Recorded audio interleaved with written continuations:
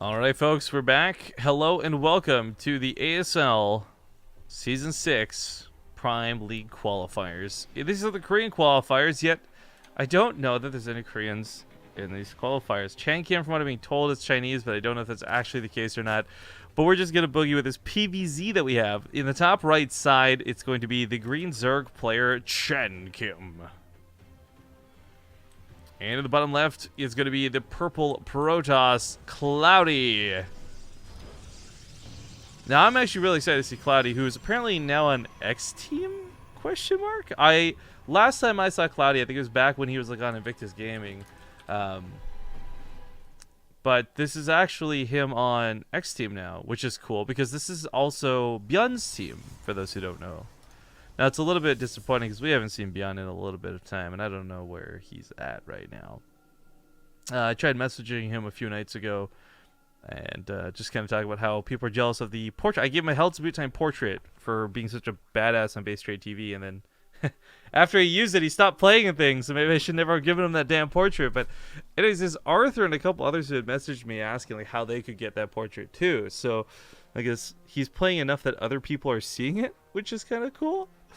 But regardless, he's not here, and he's not who we're talking about. Cloudy is, and Cloudy and Jim and MaxFed. I mean, I don't know a lot of the Chinese scene, but I know those three names for Protoss, and I know them as being pretty darn good. chankim I don't know much about, but same kind of goes to that last series. We watched Tails, know a lot about him, didn't know much about Big Boy. Big Boy rolled over Tails. So I hope that's not going to be the trend for today. Although underdog stories are cool, we want to see some people that we know get through. Of course, going to crack open this bottle of delicious, sweet water. One sec, guys. Anyways, PVZ is in a bit of a fickle spot. It is perhaps the most controversial we've seen when it comes to balance discussion in a very long time. You're seeing a lot of people like Huck and some others be very vocal about it. Scarlet as well. Both sides of this have people really advocating pros and cons when it comes to the actual matchup. But it does seem like David Kim is taking in a weird direction, I guess. Because overall results, I would say it looks like Zerg is doing well right now. And a big part of that has to do with just their numbers, right? That's Zerg in a nutshell, I guess. But we have so many more Zerg players signing up for a lot of these events and playing in them. So just like, statistically, chances are a Zerg player is going to get far. Whereas right now, unfortunately, there's so few actual Protoss pros playing, but the few that do play well enough that they get very far. Neeb is a great example of this. But at any rate, the matchup is under a lot of debate. There's a lot of stress and frustration around it. At the end of the day, though, if I were to try and TLDR StarCraft 2's PVZ state to somebody, it would be Protoss are good. No, excuse me, back that up. Zerg are good to a point, but once you reach a certain point in this matchup, it's almost impossible to beat Protoss.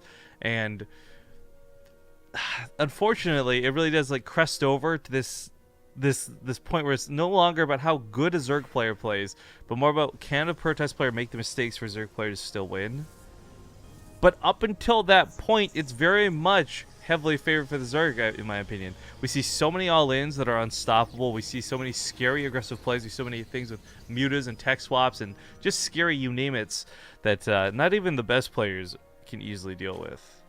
But regardless of my point of view on balance and perhaps whining or whatever you want to call it, at the end of the day, I think these two will probably give us a good match. And we still don't exactly have terrible games, but it is definitely something where I look at these brackets, I don't know a lot of these players, but I wouldn't be shocked if we saw Zerg in the finals, is all I'm trying to say.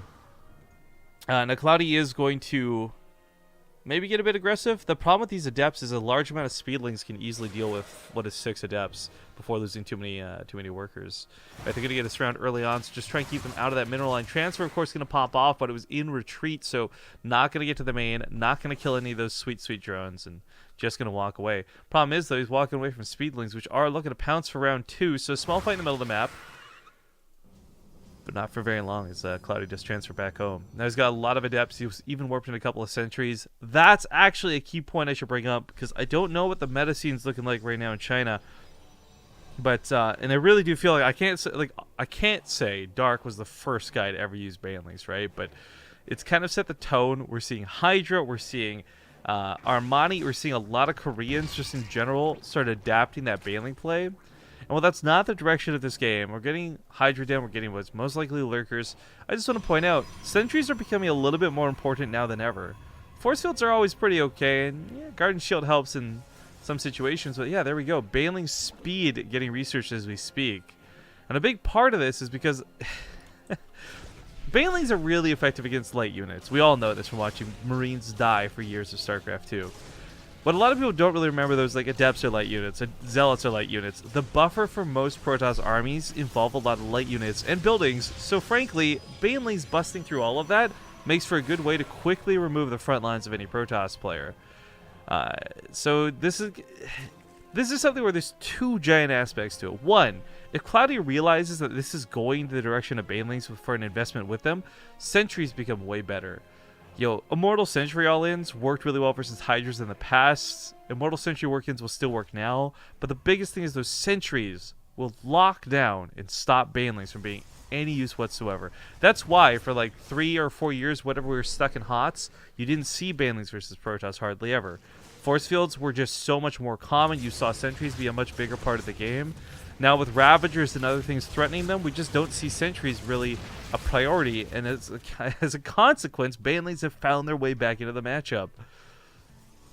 So this will be kind of cool as we see this happen. He goes for Ling Hydra to start. I just want to point out he didn't actually make for Lurker Den right away. Instead went for Muscular Augments and the, of course, range benefit that comes with them. So Lurker Den starting up now as we speak. This will follow up and be kind of nice. The banelings, should they be used, are going to be able to tear through depths. They're going to be able to break down these pylons. You're not going to be able to have that static defense through Photon Overcharge. And Immortals just are not good against Hydras and Lings. So this is actually going to get pretty nuts. This is going to get pretty dangerous, and we're going to see, yeah, banelings probably crash through the front.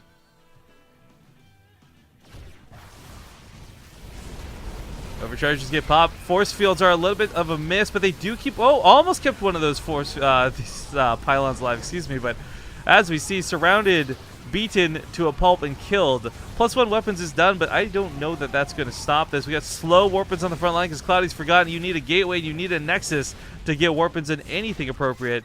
That Immortal's going to fall back, wishing it had barrier. It goes down. Mothership Core's gone. No Photon Overcharge is available, and no Lurkers necessary as chankim just kind of waltzes into the base and says, howdy doody. Now, I want to point out, there's 2 different matches. Hydra versus Peely Peely and Hydra versus Puck. And when we watch those 2 games for the WCS Challenger, Peely Peely got rolled by banelings. Hydra then pulls out the exact same strategy on the exact same map versus Puck, but Hydra loses miserably to it, and in fact gets knocked out of WCS by Puck because he was so well prepared. So that looked really unfortunate. That looked really one-sided. And it was, because Cloudy wasn't ready to take that fight. Had there been 3 or 4 more sentries, had there been more force fields, maybe none of that even collides, maybe none of that's an issue. Maybe chankim backs away and just rolls back in for round 2. I mean, there's a lot to say with what ifs, and please invite for you too. There's a lot to say about how that could have gone, but we're going to see Frozen Temple for map 2. Welcome back. Game number 2 here for the ASL Prime Season 6 qualifiers. Rifkin coming at you here on BaseTradeTV with a solo cast, and spawning the upper left side of Frozen Temple, we've got the purple Protoss, Cloudy. And in the bottom right, his opponent, spawning green, going for pull first. It is going to be chankim. But this is pull first without gas, maybe, I see the question mark. Because Cloudy's going to come here to scout this. And if he realizes what's going on right away, chankim doesn't have to dedicate to this pool, but an early pool without gas can still do things like cancel a nexus first. It can get a pylon early on. It can be really bad. Now, before we get into the game itself, I want to remind everybody the reason why I'm casting this, why later on in the week we'll be casting more. I mean, tomorrow Zombie Rebel will be back. She'll be casting, I think it's the, oh gosh, I want to say North American? European or North America. Those are the other 2 qualifiers that still have to happen. But anyways, we're going to be casting them throughout the week. And the reason BaseTradeTV is helping cover the qualifiers are because ASL's back on Twitch. And they want to help us get the word out for it. So, or want us to help them get the word out for it. Excuse me. So, For those who don't know, ASL has been on Ding It for the last year or so. Ding It, which is we'll call it, I'm just going to say inferior. I'll keep it PC. I don't need to take shots fired because the platform's so bad it does it itself. Anyways, Ding It is another can of worms, and I don't like it. And that can of worms has finally stopped working out well enough for these guys, and they're bringing it back to Twitch. So we're trying to help get the word out. So, just be aware, guys. Spread the gospel. Now, this gets a little unfortunate. He tries to go for a wall off. Obviously, misses it there. There's going to be a Zealot out to play. It can certainly tango with some of these lings and a decent bit of micro, but Cloudy could also micro as well. So Probe's getting pulled into this, not wanting to lose that Zealot. Wants to instead plug that in the wall. Loses mining while pulling probes, though, and that alone is some pretty nasty damage. Let's also not forget that he can't protect both pylons while the Zerglings are inside the base. Mothership Core is on the way, but she's not going to be here just yet, and for about every minute that Cloudy's not mining with these probes, that's another, like, say, 200-ish minerals he's losing. He's going to pull probes once again in the mineral line to stop them from dying. In fact, one probe does go down already. Mothership Core going to try and clean up these lings. Getting very annoying. 2 probes dead. A lot of lost mining time, and not a great start here for poor Cloudy, who is in a bit of a rough spot after the way game number 1 went. Now, on the other side of the map, he had gone for a bit of a pylon block, but I believe that was canceled and not actually invested into, so chankim has not had any trouble getting his natural base down following this up. Cloudy did have a bit of trouble, but finally gets his natural base in play. And funny enough, they're not too poorly timed from one another, considering how this opened. But chankim getting a couple of worker kills definitely made this worth his while. He got a lot of scouting and a lot of really annoyance going here for Cloudy. I don't know about Cloudy. I can't speak for the sake of pro gamers, guys. But I know my weaknesses when I play StarCraft 2, and I get so very much on tilt when I get distracted by things. If this was me in Cloudy's shoes, I'm just sitting here like, stupid fucking Zerglings, no good. And then I just let my macro slip, and all things start falling apart. But that's why I'm a terrible player. Good players don't necessarily let that happen, but it is certainly annoying when it does. Now, probes is over here. Maybe gonna put down a pylon, but a pylon's not what it used to be. You really got to pair it up with a gateway if you want a proxy. So I think this is just still scouting from earlier, and is gonna send that back home. 2 Zealots and Adept can actually contest a decent amount of Zerglings, not to mention a Queen. This other Adept is actually, I actually like the use of the Adept to go to the main. The Zealots I thought were going to head to the mineral line. Yep, they just want to hide up safely from these lings. Of course, I say safely with, like, air quotes.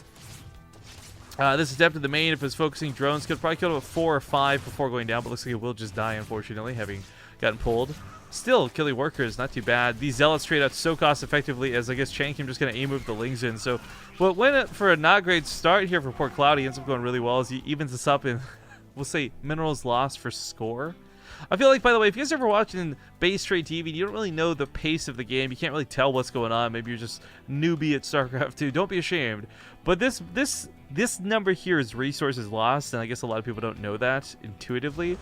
And technically, this is the score of the game. Like, usually whoever has more resources lost is in a worse spot. I'd say 9 times out of 10. But there's a lot of situations where you make comebacks, lots of good ways to trade units out. And again, 2 Zealots at Adept for 18 lings, 3 drones. That's not too shabby.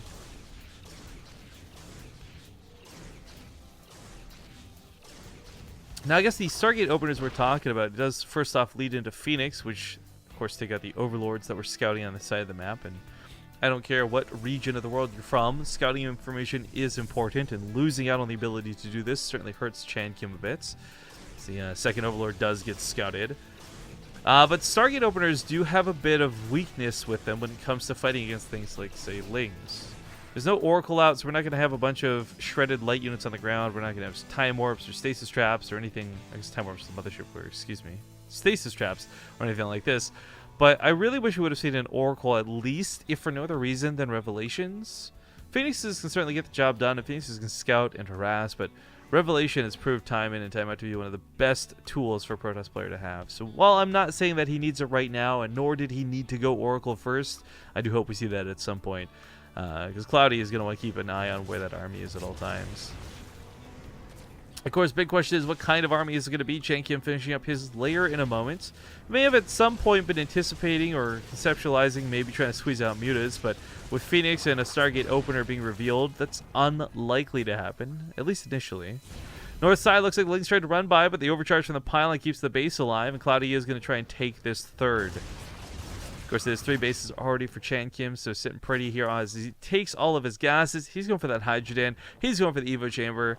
I guess the one stark difference is we don't actually have a Baneling nest this time. Now, that's not to say it's not going to come out, but I do imagine this is heading a little bit more in the direction of lurkers more than necessary banelings. The Hydras, the Lings, they worked out really well last game. We saw them eventually make that Lurker down, but of course Lurkers never really came into play because with muscular augments being the priority, Hydras and those upgrades ended up just taking a wonderful fight. Got in that first game. But yeah, straight to Lurker Den as predicted. Now, there's a couple of different ways to play this out on both sides. One is to get the double Robo pumping out on tons of Immortals. You just go no Disruptors, just Immortals. No Colossus, just Immortals, and that's fine. They've got the auto attack damage to be the beasts that can take out lurkers. Not to mention these Phoenix can also crowd control, lift up, and just pluck them out of the ground, which always helps just that little extra bit. But for chankim, this kind of goes back to what I feel is one of the strengths of Zerg, where you end up having a lot of like early timings on your side. And with how slow a Lurker Den makes and how hard it'll be to get 18 plus out, at the end of the day, we've seen European players like Guru constantly, consistently, just kind of brute force the lurkers. No finesse whatsoever. Stacking them on top of each other. Making dangerous engagement points, but still going ham with like 20-something lurkers and just devastating opponents.